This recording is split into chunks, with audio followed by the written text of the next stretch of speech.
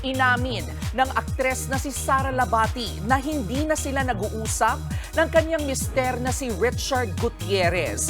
Paano na ang setup nila sa pagpapalaki ng kanilang mga anak? Nasa frontline ng balitang yan, si MJ Marford. Wala pa rin direktang pag-amin ng hiwalayan. Pero kinumpirma ni Sara Labati na hindi na sila magkasama ni Richard Gutierrez sa pagpapalaki sa kanilang mga anak na sina Zion at Kai. You know, it's not easy on any child, but I'm here for them, and they're better. You're saying because you're co-parenting, right? Yeah. And how's the situation been?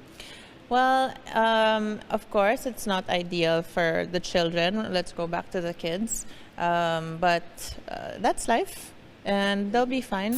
Sa tanong kung kamusta na sila ng mister, uusap na kayo ni Richard ngayon? No. Ang masasabi lang ni Sara, ang mga anak nila ang mauuna sa lahat ng desisyon nila bilang mga magulang. We're good at parenting. We're good at parenting, and we have, we are there for the kids. That's all I'm gonna say.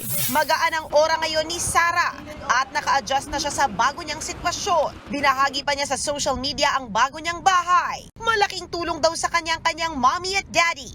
At ang girlfriends niyang sina Kailin Alcantara at Sofia Andres. Kaya naman hindi raw siya apektado sa mga batikos sa kanya.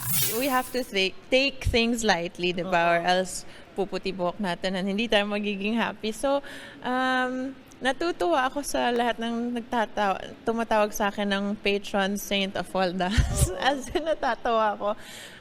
Every day may comment about it. So, sinakyan ko ng konti. Ang totoong nga riyan, magaling daw si Sara sa pera. In reality, I'm very proud to say that I'm good at saving, I'm good at finances. I'm working hard to provide for my children and for myself and my parents. I'm helping my mom. Sa ngayon, abala si Sara sa pagbabalik acting. Bibida siya sa inaabangang action drama ng TV5 at Viva Entertainment collab na Lumuhod Ka sa Lupa na mapapanood na this summer sa Kapatid Network.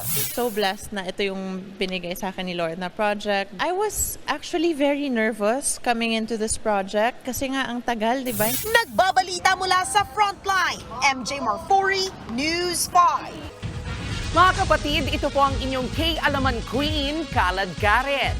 Always remember na ang K-Alaman ay K-Yamanan.